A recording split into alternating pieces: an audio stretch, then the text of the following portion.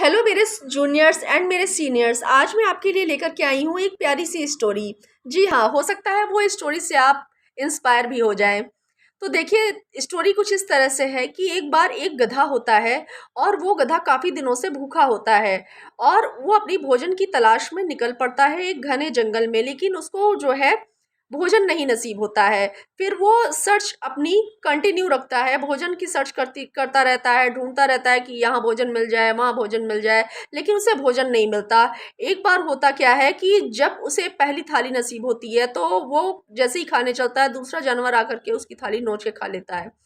फिर ऐसे ही 4-6 स्टेप वो आगे बढ़ता है, फिर उसके सामने भोजन की थाली आती है और फिर ऐसा होता है कि उसका छीन करके एक जानवर आता है और खा लेता है। जी हाँ। और जैसे ही वो 3-4 स्टेप और आगे बढ़ता है, फिर ऐसी ही कंडीशन आती है, उसे भोजन नसीब तो होता है लेकिन फिर कोई जानवर आता है, छीन करके खा लेता है।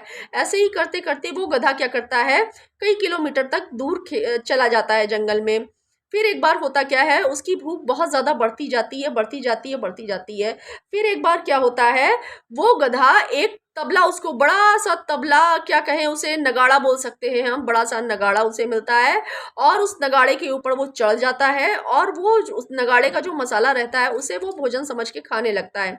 लेकिन जब उसे लगता है कि नहीं, ये तो भोजन है ही नहीं, इससे तो मेरी पेट भर भी नहीं पाएगा, फिर वो क्या करता है, एक शेर को देखता है और शेर को देखते ही वो इतना तेज जंप करता है कि शेर जो है उसकी तरफ ध्यान भी नहीं जाता और शेर जो है साइड से, बगल से होकर के चला जाता है। और जैसे ही जिस प्रेशर के साथ गधा नगाड़े से कूद कूद करके जमीन पे गिरता है, तो वो देखता है उसके प्रेशर के साथ साथ नगाड़ा भी पलट गया है। जी हाँ, नगाड़ा भी क्या है, पलट गया है। और जैसे ही नगाड़ा पलटता है, वो गधा खुशी से फूले नहीं समाता, क्योंकि उस नगाड़े के नीचे क्या होता है, भोजन की थाली लगी हुई रहती है। जी हाँ दोस्तों, और उसमें होते हैं 56 भोग।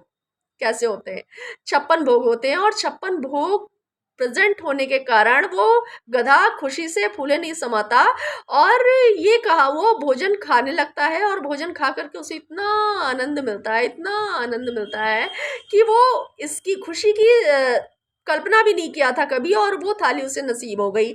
जी हाँ, तो ये कहानी मैं आपको इसलिए सुना रही हूँ दोस्तों कि इस कहानी से हमें यही शिक्षा मिलती है कि हमें जीवन में निरंतर प्रयास करते रहना चाहिए।